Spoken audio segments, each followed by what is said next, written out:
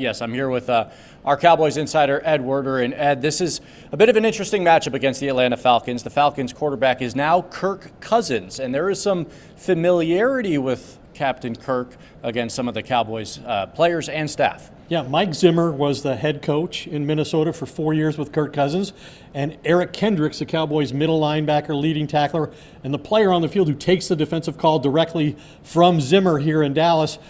He played with him, practiced against him every day in Minnesota, so they have intimate knowledge about Kirk Cousins. I talked to Kendricks in the locker room today. He said, look, Kurt's an experienced player. You've got to make him uncomfortable. You got to sack him. You got to pressure him, especially, he said, on third down. That's exactly what the Cowboys did 2 years ago. They went to Minnesota and won 40-3 against the Vikings. The biggest road victory in Cowboys franchise history. They sacked Kirk Cousins 7 times in that game.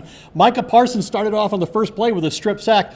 Unfortunately for the Cowboys, unless Parsons plays, none of the players responsible for those 7 sacks are going to be on the field in Atlanta for them wearing a Cowboys star on Sunday. None of them? None of them. Okay.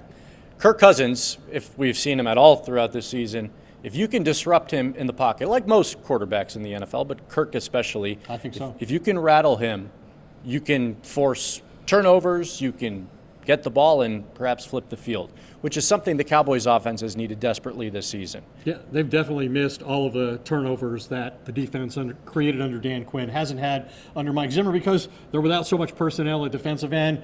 And now today, Deron Bland didn't practice. That's right. Trayvon Diggs didn't practice. So they've got some real injury concerns there. And the Cowboys have just shown no proficiency offensively scoring on their own on a consistent basis. And Dak Prescott has two interceptions, 3 games in a row, first time in his career. The Falcons don't have a pass rush. They're worst in the NFL rushing the passer, but they do have a couple ball hawks in the secondary that he has to be very wary of.